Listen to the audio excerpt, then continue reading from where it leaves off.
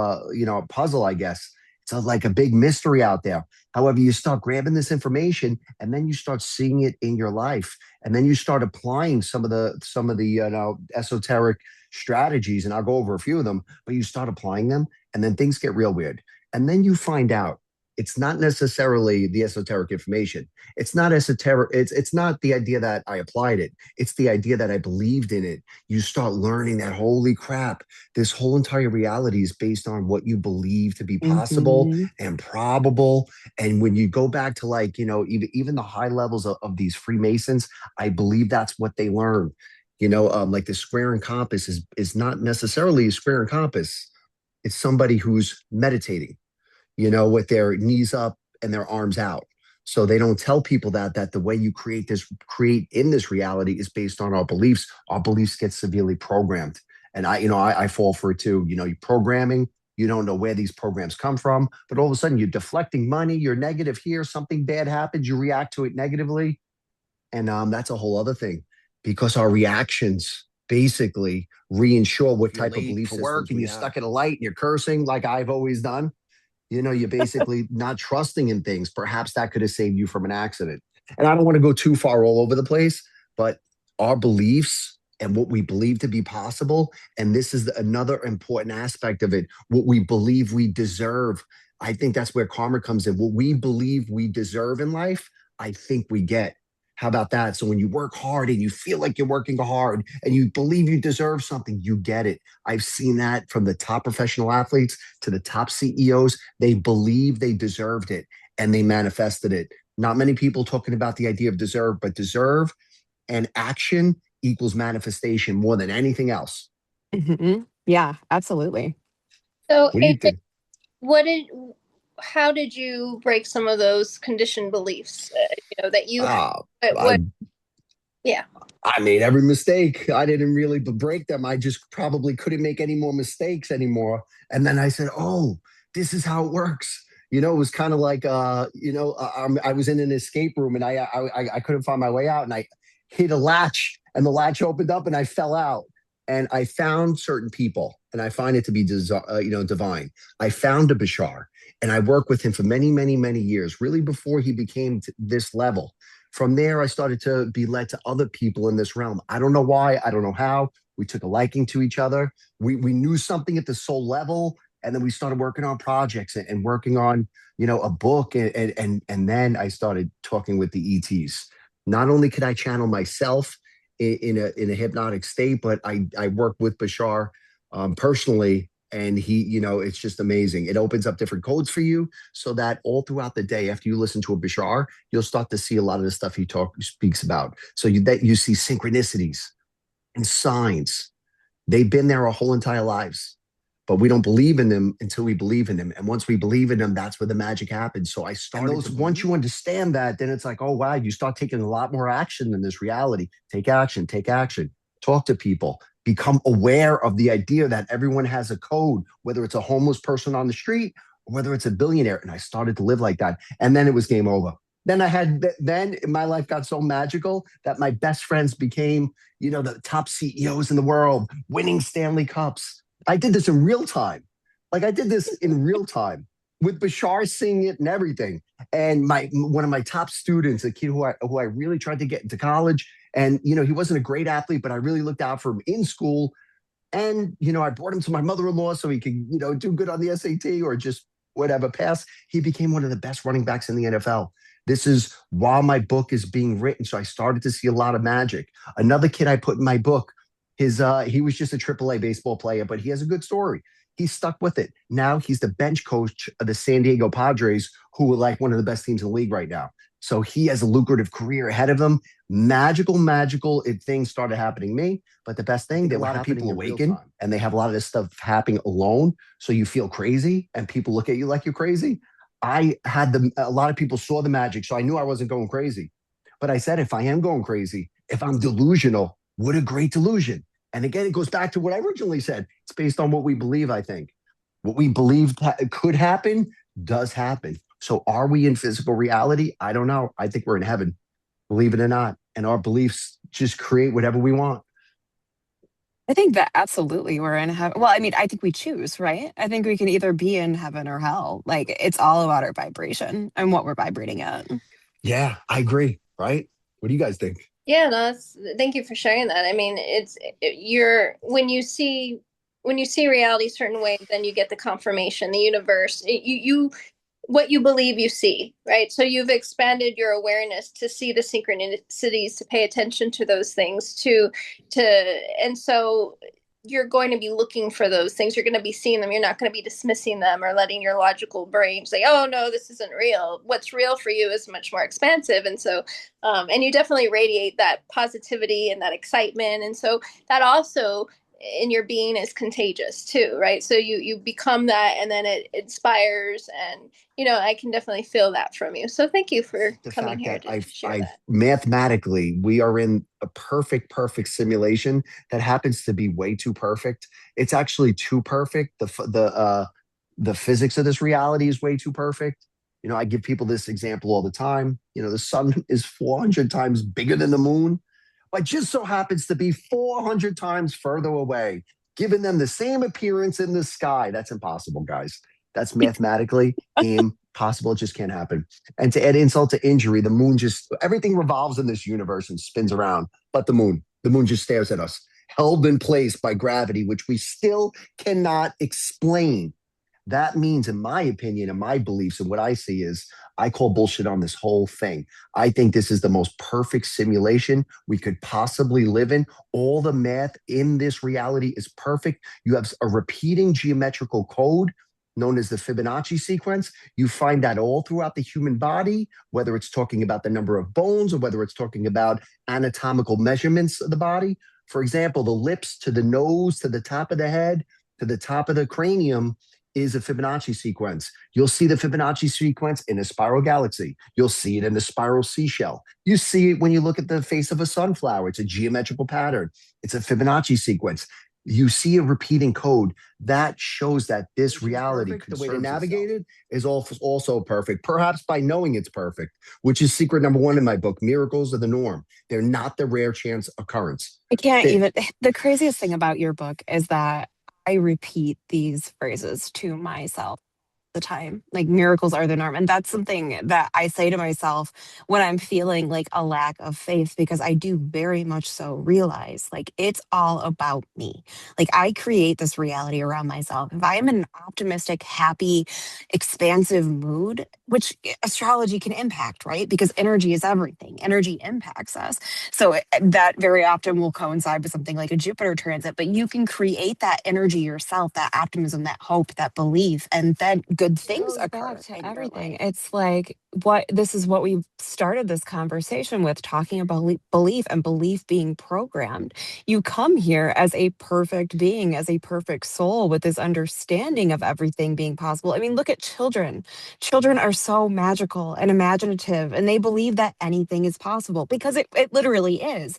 But then society programs you to believe that it's not. Be that society on a grand scale, like people in power, or your own family, ultimately. There's so much programming that gets instilled in you. And I think a big part of the awakening process is undoing all of that and realizing just how much bullshit and illusion there is in this world. Yeah, and I'll say one thing, in a simulation that conserves itself, programming would be very important, because if you could keep people on certain programs, it allows for conservation. And then certain people could wake up in time and break that programming. And that's a There's way to a grow. there's a what's it, I forget he's a which kind of I don't think he's a quantum physicist, but Don Hoffman, he talks about the VR reality. Oh, And yeah. yeah, and basically, and it's not like there's these other beings that are programming us from that perspective. It's more of like, if you want to go with like the Hindu, Buddhist kind of mystical traditions when it comes to Maya illusion, it's the one mind having a dream of separation. And it's basically, it's like the one mind is schizophrenic, and we are that, we're that. And so that's why, the mind doesn't know the difference between what you tell somebody else and what you're telling yourself. So if you're an asshole, I'm subconsciously telling myself I'm an asshole because all minds are joined. And so Like, I think there's different levels of, if you're talking to somebody and they're grieving, and you could have a belief system that, okay, non-dual, or it's all that, you would still, from a human perspective, have compassion and care for them, because that is the reality and you're experiencing that, so it's not a dismiss. But just like the Tao, what is it, 13th dynasty, I forget the name of it, but to have no preferences for or against everything, to be on that level of awareness is a very different level of awareness. To be able to be like, yes, the to be hurt, to have something happen, to have something great, it's all the same. To be able to want to create the life you want to have, but also let it go if it's not for you. It's like, that's where I get a little careful when it comes to manifesting with more acceptance, and be able to embrace those things versus resist it, where we keep on where we're afraid that we can't handle the emotions or the difficult situations, that we close ourselves off. Sorry, I'm rambling, but Funny that you're Oh, I see that. mentioning that, because what you were talking about, like getting through hard times. So obviously, like when you're in the throes of a very hard time, it sucks really bad. But as an astrologer and just within my life, like I always know, like when I am getting my ass kicked and handed to me by life, that there is a reward coming in equal measure to the ass kicking. And that brings me a lot of solace. And it's true every single time. Like I am rewarded for that incredibly hard time. So weird. It's like a frequency redistribution. Happens to so many people, whether Hmm. it's a dark night of the soul, they're pulled into this negative frequency. But Bashar says it like this: it's like a rubber band. He goes, sometimes That's in what I life, was just thinking of. yeah, you get pulled back deep into the darkness. In the back of the back of you go, the further and further you go back, like a rubber band, when you release and go forward, you go back that much further and that much faster. And it seems to be in the quantum world, some type of frequency Yeah, distribution I type feel of thing. like it has to be, because it has to be like almost a manifestation technique, because it's like you go low and you're going to go high As in a equal species, measure. and we're electric. Each one of those cells emits zero point zero 0.03 kilowatts of electricity. So we are electric. What are we? right. And what can we tap into? It's crazy. Well, doesn't each cell potentially have like thousands of microtubulars that are like kind of like receivers that receive the information, and so that's kind of like each cell is able You to know what? Interesting receive story. all this I have to download. say this before I forget it, because it just flashed into my head, and I feel like it's very telling for claircognizant. You can tap into that joy, that excitement from a claircog standpoint. Like that's what it is. Like it literally is claircog, because it's like if you're feeling that joy and that excitement about something, you're feeling that knowing of what's to come, essentially. So like tapping into that, it's like that's a psychic component in itself. Feeling joy, you know that the experience is going to lead Yeah, to there's joy following your ultimately. excitement, your excitement. I didn't understand what it means. Like, what's really is excitement? But Bashar says it a lot. It's more following your excitement. The feeling of excitement is the guide. If we're talking about frequency, it's basically it might be one of the best ways to move that spinal fluid up the column. And the reason why I say this is because a lot of people I know who like followed their passion and went on to do these great things, they were, I'm telling you, they were in these different states. They were everything in their lives worked. That creative state, you could bring forth magic. People like Carnegie, people like Ford and Edison, they all believed in this. The greatest people on this planet, they're able to tap into that type of channeling by doing what you love, doing what excites you. And the thing that excites you might not be the thing that is your passion. Something might excite you, like you might want to walk on the beach. Oh, I feel like taking a walk on the beach. You go walk on the beach, and all of a sudden We you meet appreciate somebody. you, coming and speaking and sharing this with us. But what you said reminds me of the fact that time is really also a construct of our human experience, that all of time is one. And so you're able to gather, when you're in that state, I'm sure you're able to access stuff, and even be able to, what we've done with hypnosis too in the past is to go back in the past and to heal, to be able to do that. And I enjoy that because you're able to access that everything is all Right. That was a happening big at the part of same my time. awakening, because I was working as a writer, and that my last like contract was entertainment news, and it was breaking news. And I realized at some point as a writer that I did not have any recollection of the things that I was writing. And just that Wow. awareness was like, holy shit, like, what is this? Life isn't real. And it was like a really big step in my awakening process, because I was like, I have no memory of writing any of this. Like, I'd have, like, Wow. a full 10-hour day. And then afterwards I'd reflect on it. And I'm like, I don't even remember who I wrote about or what I was writing about. Mars Neptune conjunction. But I had never worked as a writer like that, where it was like hours at a time. And so I just never knew that I even did this. And like, it was weird coming to that awareness. Well, it's also Oh, importance of quieting your mind. mhm. Your logical mind's going, it's hard to hear and there's too much noise, so you're getting yourself into a state of stillness to be open to receive. And like I mentioned on our first meeting, like when the neuroscientists, when they did the MRI on people Mhm. or had the near death experience and those on psilocybin, when their brain waves were basically comatose, that's when they were tripping and or having the visions. So it's like you're able to receive the more you're able to that state of presence.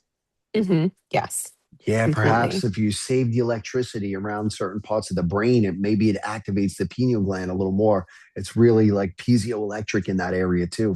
I'm just thinking thoughts out loud. But yeah, that channeling state is a very it's seems to be how would humans know how to like farm and agriculture? We would have never survived. The only way we could have survived is if there was ETs showing us the About it way, which back, is a well, I strong mean, it could possibility. actually be both. Like, that might be the ETs are showing people how to do this, not even directly in front of them or next to them, but literally through that channeling state. But also, if you think about back then, it was so fucking quiet. Like, they didn't Ah, have all the yeah. distraction. Of Like, you're course, You out in just the middle. solved that in my life. That's Yeah. exactly what they did. They the could have just meditated. Well, even they're saying that people that are spend time in the forest, because of once they connect to the forest, they're able to download and pick up more because of nature. And if you think about throughout the ages, I mean, we're in the Kali Yuga, so it's the darker times, so we're less connected. But in other world ages, like the Golden Age, we were much more aware of who we are, or of our connection. And so when you know that, just like you were saying when you first started talking, when you're able to receive, you're able to understand, then you're gonna the world and what you're able to access and how you perceive People it is like going to be very realize like there's different. this like ancient knowledge that can't be lost, and we have to preserve it and we have to make sure it's like They go on like this it's like like a mad dash to torch. preserve it.